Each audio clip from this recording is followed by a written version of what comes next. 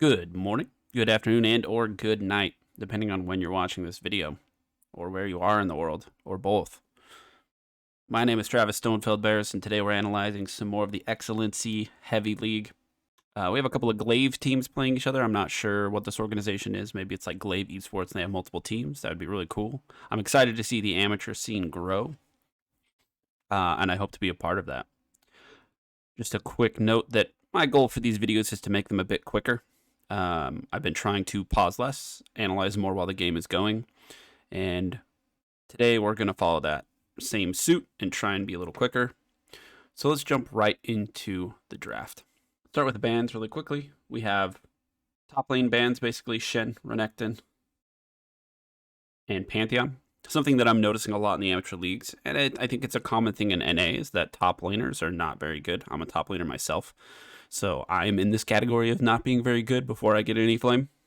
They're just not. I don't know if it's not as good or if we just don't understand as much about the meta. I'm not really sure what the problem is.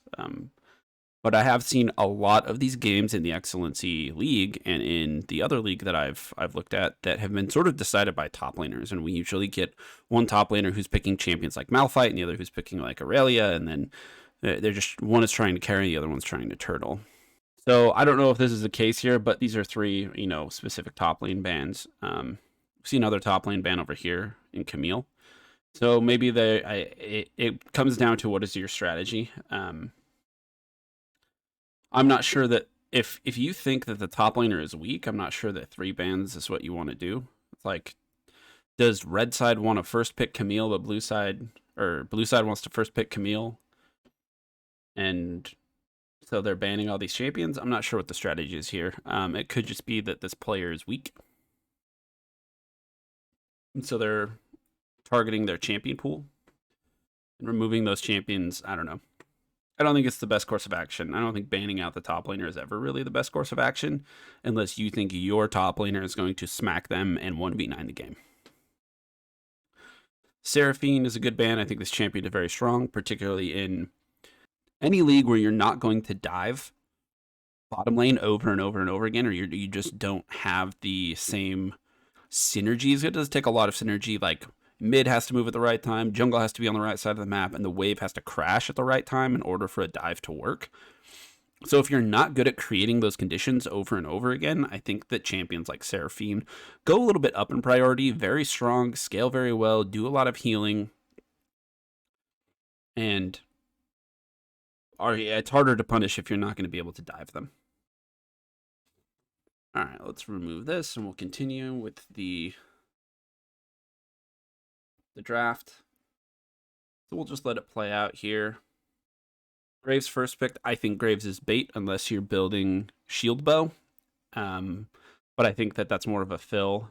I think the Kindred answer to Graves is fine. I actually think Kindred is better than Graves on this patch.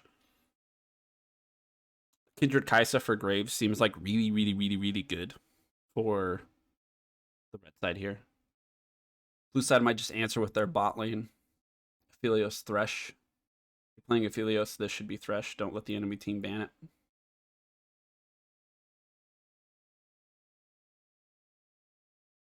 I'm so good at this. Oh, nailed it.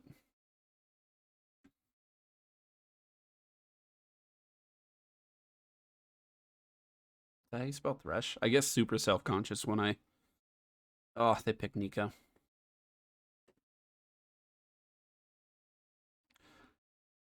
So what's happening here is blue side is continuing with a common draft strategy that is to flex this pick so that the enemy doesn't know what to ban here. So this is a common strategy. I just think that they ban, like, they could ban like Thresh Tahm Kench and just target the Aphelios, like Thresh Tahm Kench, and then pick like Malphite. Yeah, here's the Thresh. But this is good. Like, Nico's flex. Nico can go top. Nico can go mid. We didn't talk about Orianna being the response here. I don't tend to talk about Orianna because it's just the safest blind pick in the meta right now if it's up. I wouldn't be surprised to see Syndra in one of these two positions. Ah, they banned the Syndra. See, very smart. They wouldn't be surprised to see it either, which is why they ban it. But you can still pick Tom Kench if you really want to, if your support player is good at it for the Aphelios. It's not as good as Thresh because you don't get as much repositioning, but works in a pinch. The Akali ban means they probably want to put Nico top.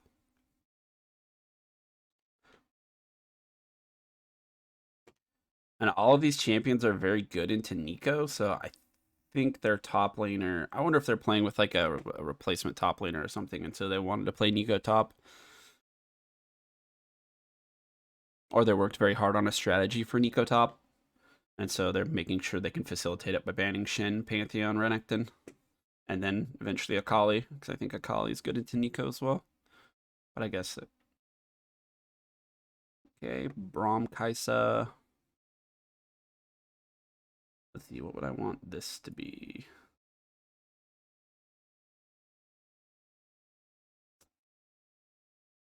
I don't really want it to be Rel.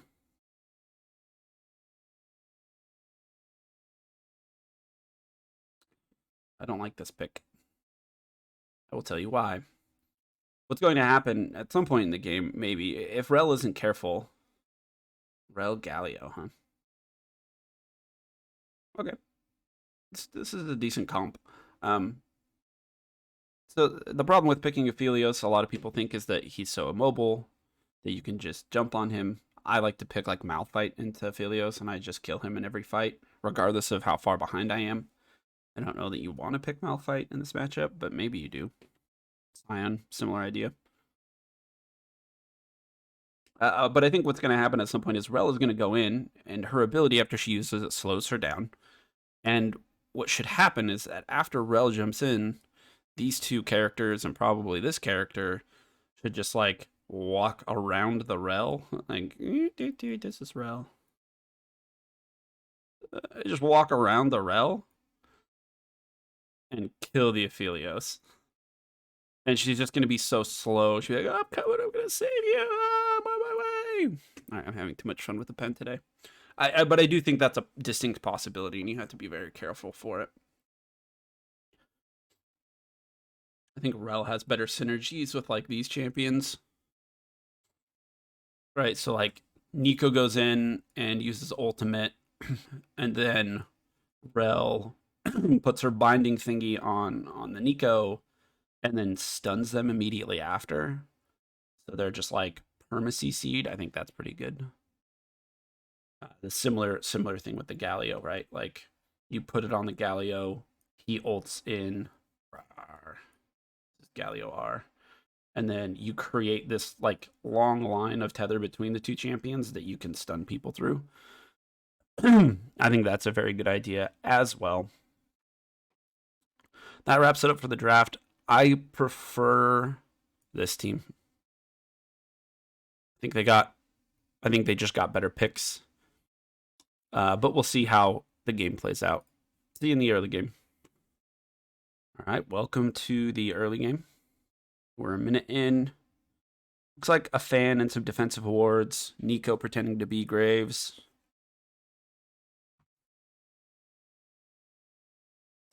Doesn't look like anything's going to happen. Okay, so we have a delayed invade. A little bit of a trade here. If they're going to do this, they should ward the Raptors. They ward red, which is fine, I guess. They just want to know where Graves is starting.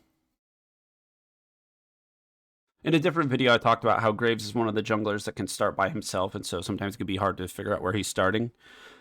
The professional tactic is to put a ward right here so that you can see when they're doing their Raptors. Because they're either going to go, like, if they don't go from here to Raptors immediately, then you know that they're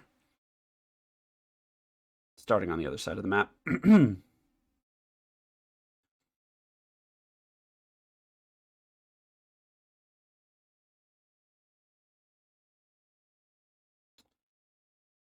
Bottom lane fighting for push, so they can push for level 2. Looks like red side is going to back off and just concede the level 2. Just smart. I've played a few games. I've been playing ADC in ranked lately, And me and my duo partner who plays support, there was like 5 games straight where we beat people just by hitting level 2 first, and they didn't see it coming, and we got a double kill on me. So it's something to learn if you're a low elo player. I like this gank by Kindred, and here we go. The rel stuns, the rel jumps, but if they just focus Aphelios, you can't save him, and he has to flash. So flash down. Mid lane's burning TP. Maybe this should be a kill. 2 kills. Okay, so the bot lane's throwing right now. They should have just tried to get out and not try to trade a kill back, because now the Galio gets something out of it. So the lesson here is that sometimes just letting the enemy burn a resource for nothing, right? Like your game plan in this situation is you're saying Aphelios is weak, so we're going to try and target him, and they commit a teleport early. That's 5 minutes and 30 seconds that Galio no longer has teleport. That's going to be good for Orianna. That's going to be good for the bottom lane because you get to just do this again. Aphelios no flash. So if you don't give him that kill, then really you're up in the trade. You've traded his teleport for effectively nothing. Or even like, I think Kai'Sa may have had to flash or something like this. So I don't think they should have tried to fight it on the way out.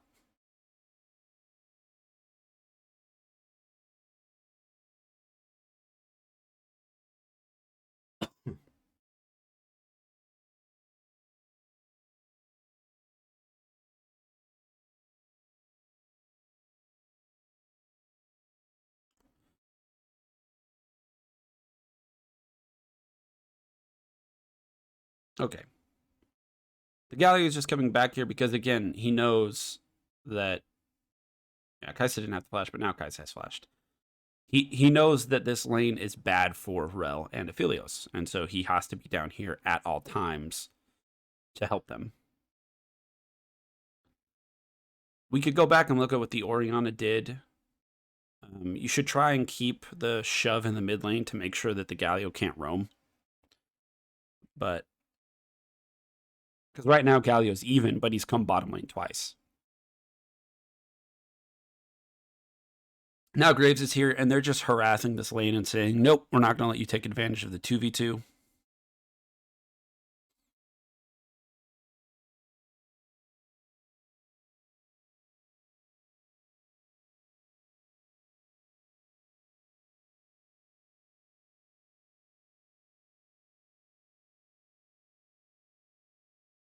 This mid laner is just sort of smurfing it right now. Good job. Orianna punishing. You can't just be here, right?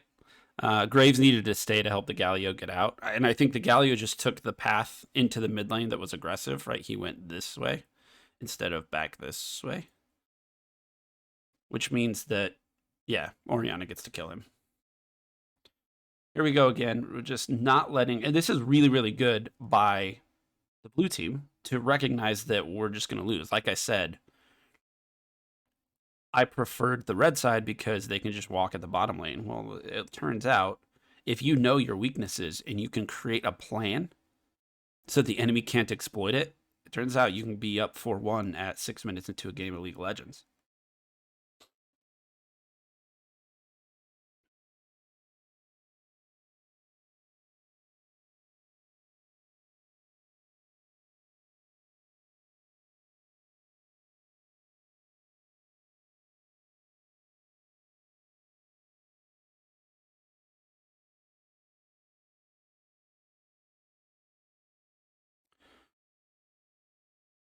So it looks like the Kindred is going to spend a lot of her time down here now. They have 6 on Galio, and he's been roaming already, so I would look for that to come, and maybe even into this dragon fight. Who knows?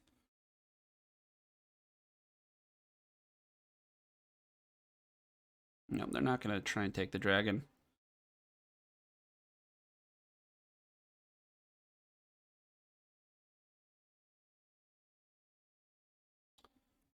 The reason Kindred isn't going here is because Galio is 6, which is smart. Just back off. See, Galio's already positioning as if, like, oh, I might need to ult down here.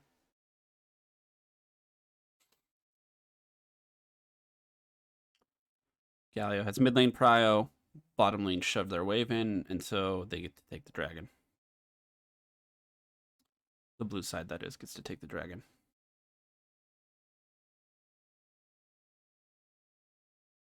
Really good, really smart play so far. The Kaisa is really far down. The Helios is really far up. And they just need to... I think they need to keep the pressure up here on the bottom lane. I think Graves might even look to come do a lane gank here.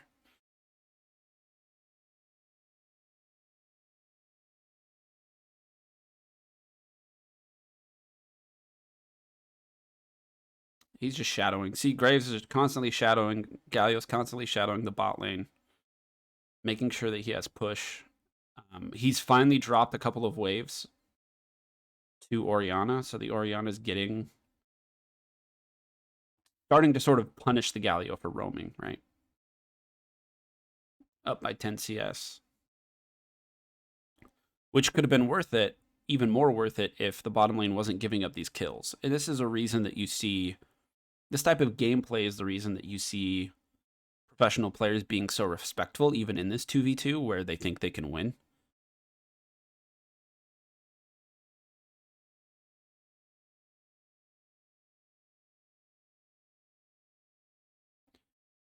And I think the red side has done better recently at making that happen, particularly in the bottom lane. Also, Nico is just up, 72 to 50 CS on the Scion.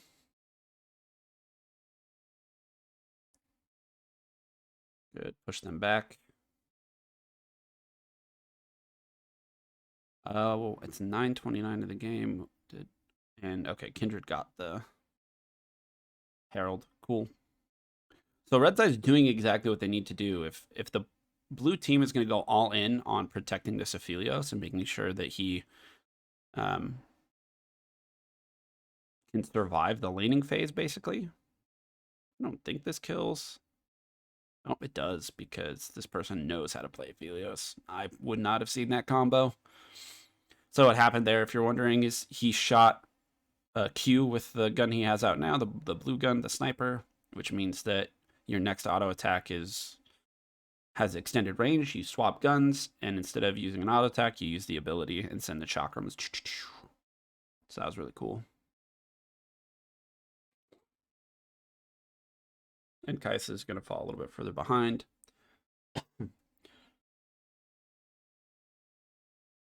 Cool. Really good use of the Kindred ultimate, I think, but the Graves, ooh, collateral damage. All right. Did they trade back a kill here? It's D's. Nah, they get nothing. Orianna does not have TP. Sucks. 8-1, this lead, and the Aphelios is getting plates. He's up on CS.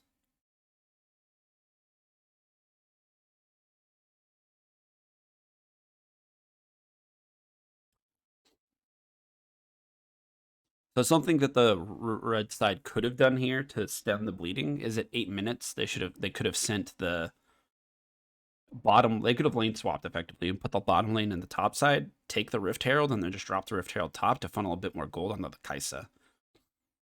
And that sort of stems the bleeding. You put Scion down here, who gets dove, but it doesn't matter because he's Scion. Like, if Scion dies, who cares? He can, and the reason is because Scion can take the whole wave after he dies in his zombie form. But there we go. Red side pulling through top side now. Right now, imagine that the Kaisa is getting this gold instead of the Scion. I just think it's better for your team. Because Orianna is doing what she needs to do. She's just scaling up. She's making sure that she keeps ahead in farm. I agree. If you're looking at this game and going, oh, Orianna didn't follow her lane, like, you're never going to follow a TP Galio. Like, it's just not going to happen as Orianna. So you just have to keep taking plating, and you have to keep taking, right now, Galio's in the top lane.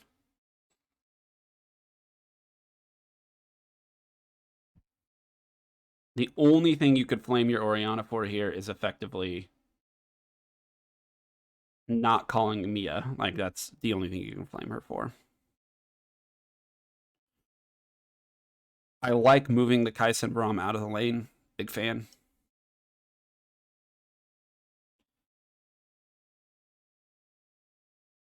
And now Orianna finally gets to roam. And Orianna's pretty strong at this point. Not pretty strong. She's just decent. I probably would have sent it there, but I'm worse than these people, so it's fine. All right. And Braum just blocking all the damage.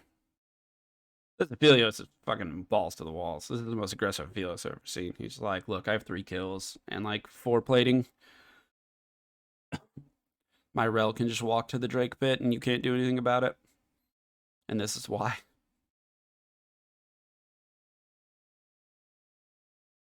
Braum with the old... Alright. Braum's trolling a bit. The old Mercury treads. First buy. I guess it's okay. It's fine. They have Nico Galio. I guess it's fine. I just would have built a different item first rather than rushing my boots if it didn't help me that much in lane.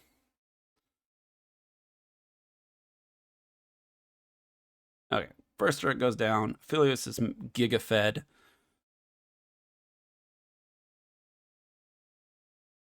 I'm not sure red side needs to fight for this second Drake. I think they just need to play through the top side. Take that turret. Take the Herald, drop the Herald mid, and get the first, get mid turret, and then fight for the third Drake. That's what I would do. Oh my god, it is third Drake. They already took 2. Fight for the fourth Drake, I guess. That's what I'm saying. Because this team, blue team, is doing something I haven't seen an amateur team do yet, and that's just stacking Drakes really, really fast. Honestly, this game looks like a bit of a stomp. Because now they're up here, and I think they're going to take Herald, yeah. This game, honestly, I might just give a lesson in tempo. I might review this game a second time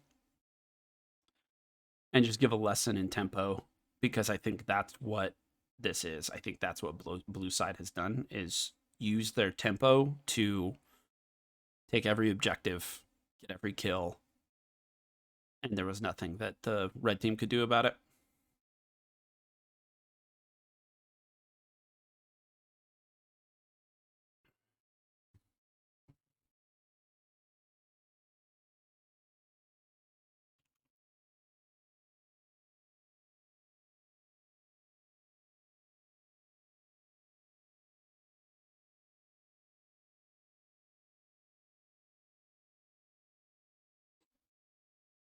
Yeah, so the game ends in the next 15 minutes. Like, it ends at 14-2, so red side doesn't even make an attempt. So let's not waste our time. Let's go look at this lesson in tempo that the blue side shows us. And we're going to try and think about, after reviewing this game, we're going to try and think about what is blue side thinking. Effectively, we're going to analyze every minor detail here and go, why did they do that? Because there's a specific reason for all of it.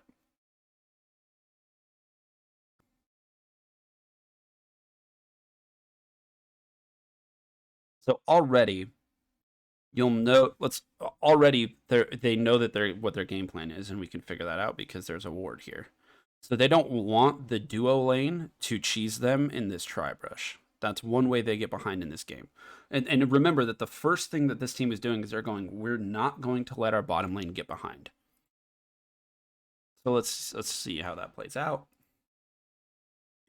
And the second thing you'll note is that Graves is starting. So there's a ward here, and Graves is starting here. And getting a leash, even though Graves doesn't need one. Which means that Graves is like, I want to get to the bottom lane and shadow this as fast as possible. Okay.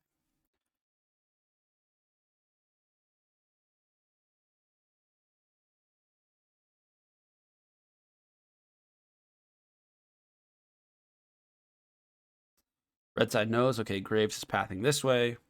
So we need to be careful when the first gank comes around. I wish I had control over the spectator so I could see what's going on mid, because I think that's actually the more crucial point right here. Galio is needs to be ready to make that TP play, right? And if you look, he's kind of, oh, that was mid lane. Let's see, let's go back a little bit. Look, he's shoving so hard. So what he wants to do is hard shove for 2 waves to make sure that he can be in the bottom lane at the same time as his jungler. Shove in the first wave. Go put a ward. Okay, Kindred. Now they know. So this ward right here that Galio puts, let's talk about the information you gather from that. The Raptor camp is very, very important, and this ward is very, very important. That's why I said that this ward should be here earlier on in the video. Because now blue side knows that they ascertain what is the exact clear that Kindred is doing, which is the standard clear that if you're autofilled jungle, you should probably do. You go buff, gromp, gank, crab, wolves, raptors, krugs, base. It's not always the best clear, and when you know why you should do other clears, you should do other clears. But in this case, they see that the raptors are up with this ward, so they know Kindred's going buff, gromp, gank. Now let's see how Graves responds.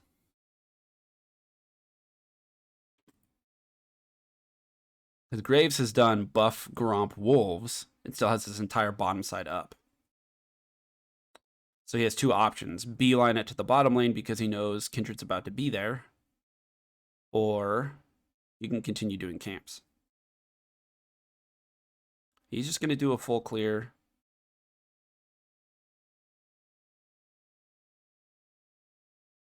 And let the Galio handle the situation. Which is exactly what happens. So this is amazing teamwork from blue side already.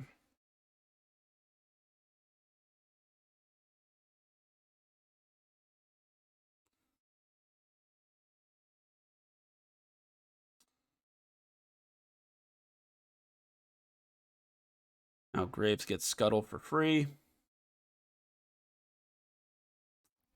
Oriana's doing the same thing.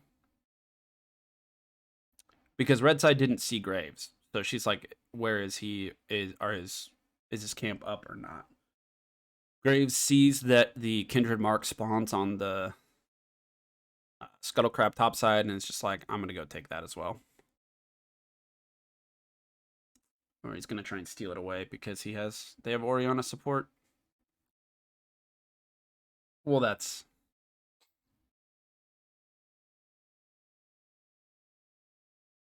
Blue side was even sending Rel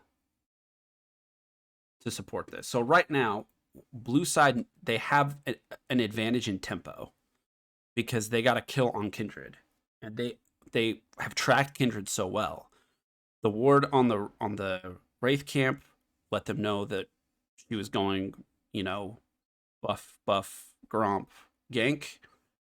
Galio knew that because he placed a ward, so he's prepared for the TP bottom play. They see that the Scuttle Crab has Kindred Mark on it, and so they go to the Kindred Mark, and they're like, you don't have tempo for this. And they're even sending Rel, because look at Rel's position compared to Brahm's position. Right? Rel can be there, Galio can be there, and Braum cannot. Oriana was there with low mana and hadn't based, right? If you look at Galio items compared to Oriana items.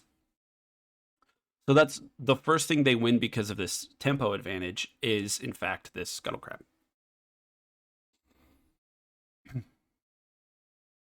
Keep in mind that this tempo advantage is so important that Graves has not done his first clear of the red buff.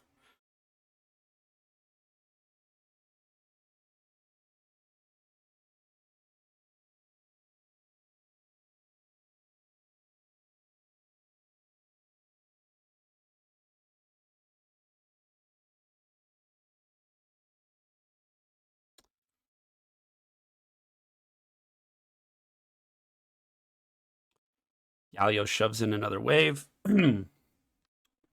Was that because Oriana had to go help? What's Oriana's wave state when she goes to help with this?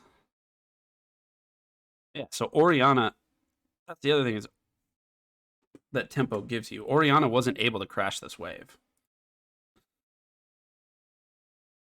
Really sucks for her. And now Galio has double buffs. He can Q this wave into Affinity and then just walk to the bottom lane again. He also has Predator. I think that's the other reason he's going to the bottom lane so often. Okay, cool. Let's see what else they get from this tempo.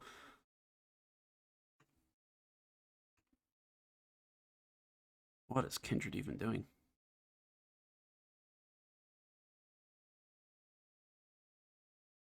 Kindred's like trolling a bit here. She wants to try and kill the Galio, I guess. Yeah, look, see, even the Galio, look. So Kindred, her mark gets stolen. She does 2 camps on the top side, and she should just base immediately. So this is the second part where tempo matters.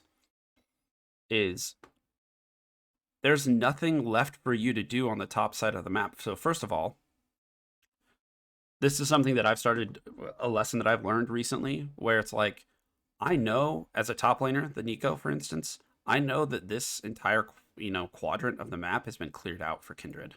So her only play right now is to gank my lane. So I'm just going to base and take my reset. So right now, Kindred has nothing to do. She should probably just base and then start walking into the bottom side. The Drake is about to spawn. And this is where the Kindred should have retaken the tempo from Graves. Graves should also be basing at this time. He's not, because he's Graves and he's full health and he doesn't give a shit.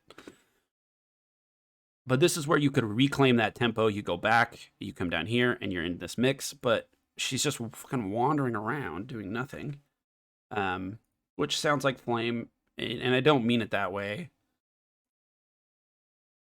I did claim that in doing these reviews, I wasn't really going to flame people, but I do think that this is like a bit troll. And, Kindred could be tilted and just trying to make a play, and I've been there. And so they want to kill the Galio, probably, I was going to say punish him for not having flash, but he still has flash. And then the Kindred's is still walking around. Maybe she didn't have anything good to buy. But again, they can do this because they know that she's here. They see her walk through the mid lane and know that her topside camps haven't been taken. Or are gone. I'm sorry. I mean, they're gone. Topside camps are gone, so she should have just based and then walked into here because it's safer. And now she's going to die again because she decided not to do that. So this is the second thing their tempo gives them. Good punish by Orianna, even though she has to burn flash. Flash for flash, though. Is that our tempo gives us the Drake. And now, if you're the blue team, you know that Kindred is going to go down here and try and do these 2 camps. And then the second spawn of her shit should be coming back up. And she should be able to go do, like, her buffs and do another clear. So she's probably clearing toward the top side of the map. Or she wants to be around for Drake. Those are her 2 options. Do Drake or go to the top side of the map. Toward the top side of the map. So we see what she does. She goes toward the Drake.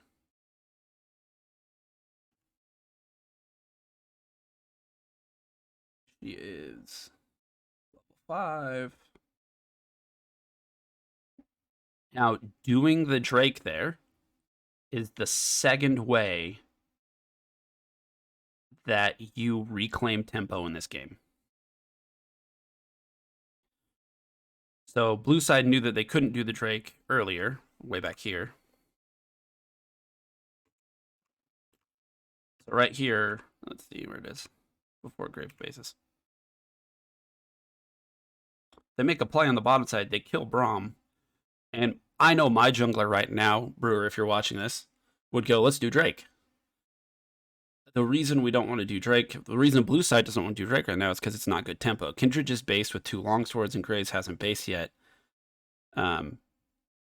So the Kindred and the Orianna, it's still fine for them to do. They just don't want to do it.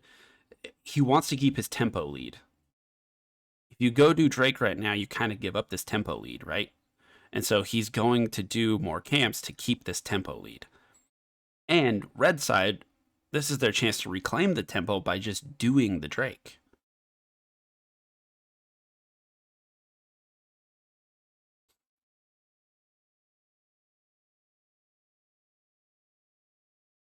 So I think it takes Graves Aphelios a really long time. Yeah, I think it's the right call. It takes Graves Aphelios a really long time to do that because Graves hadn't backed yet. And so they should have been on the Drake already. It should have been like getting done because Graves is on the other side of the map. They don't know that, so I'll give it to them. But this is why tracking the jungler is so important. And for instance, speaking of tempo and why it's important, if we go back for a second.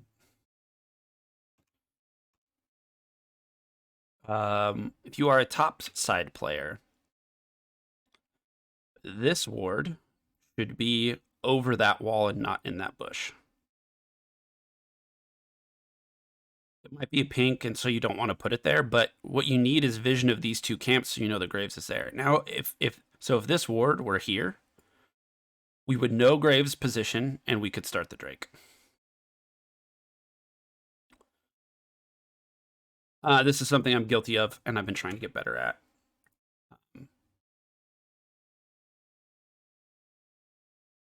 Like recently, I've been like, okay, I need to deep ward more. So there's a second point where red side could have reclaimed tempo, and they didn't. Now Kindred is like wasting time with this ward, and they know they're not going to make a play because Galio, remember, previously in the video, I said they weren't going to make this play because Galio has ultimate. And then we watch Galio walk down here.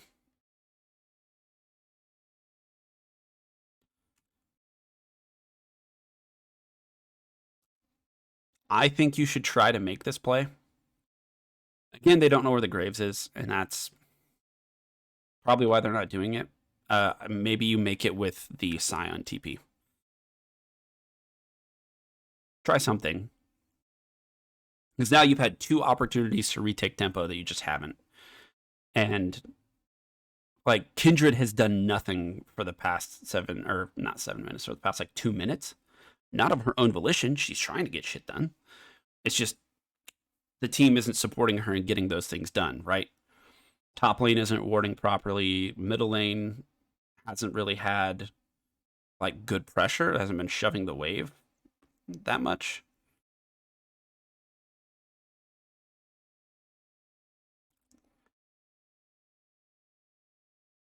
And bottom lane's just been getting, they have no choice. They've just been getting shit on. So Kindred finally doing the right thing, making the cross map play. But my thing is that here you don't have vision of Graves, and you're fine taking this objective. Maybe it's because top lane backed. So it's yours. But top lane has TP, so it doesn't matter. Graves could be walking at you with a ward, place it right next to you, and Nico TPs to it, right? Like, you're willing to make this play without information, so why not make the Drake play without information?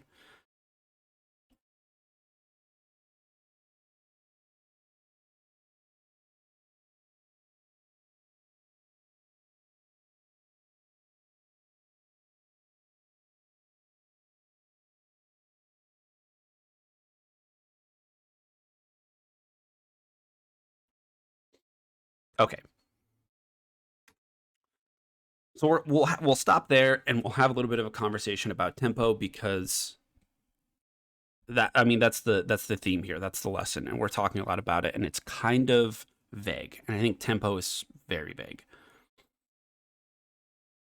But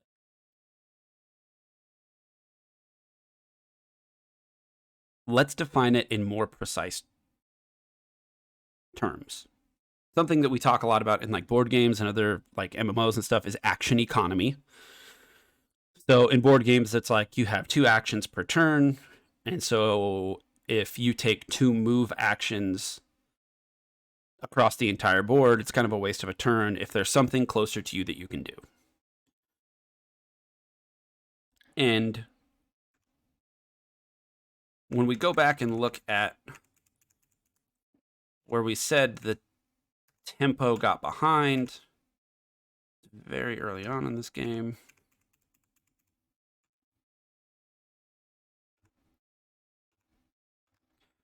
So right here, Kindred knows that she's behind. And there is nothing, the closest thing, so if we're talking about action economy, what is the closest action you can take that impacts the game? It's a gank here. That's it. All of these camps are down. The second one, and so Nico negates that by backing. The second one is to base. And that feels so bad, and this is why, like, tempo is so important and understanding it is so important, because it doesn't always feel good to try and reclaim the tempo in the game. Because you watch Kindred and she's like, I just based, I just bought boots, and then I did one camp, and I don't really want to base again. I literally just did it. So I'm going to not base and try and make a play. And then you watch her finish this camp off. 18, 19 CS. You're watching her CS go up, so you know she's taking the camp. 20. And then walks. You know, there's 10 seconds wasted.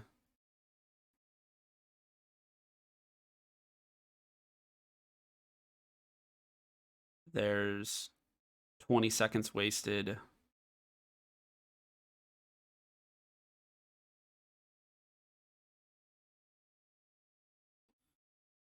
There's 30 seconds wasted.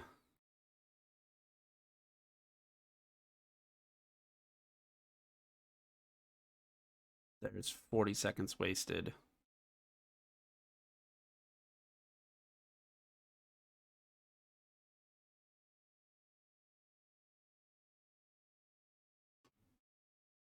And you end up at base anyway.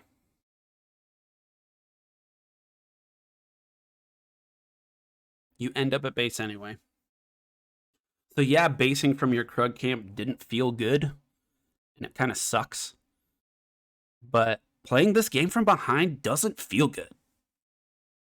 You have to try and reclaim that tempo. Now, for reference, we said she wasted like 40 or 50 seconds, almost a minute, just walking and then dying, and then ended up at base, 40 seconds later. It takes 30 seconds to walk from the fountain here to here.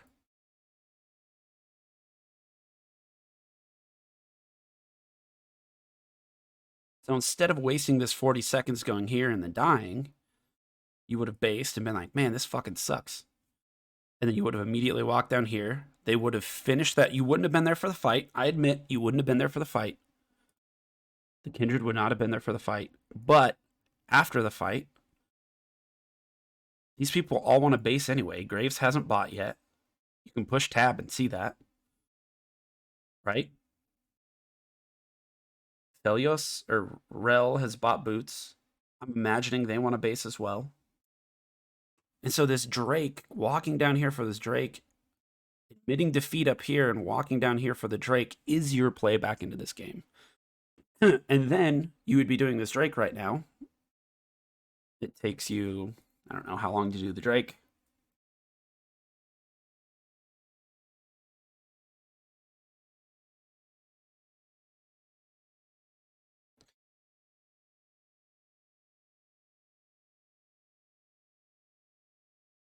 See, you're here for this. You may not have been there for the first fight, but that wouldn't have happened if the Kindred had just based. And this is where tempo is so important. Because Kindred was in base and is now doing camps, Graves gets to do whatever he wants because he played the tempo correctly.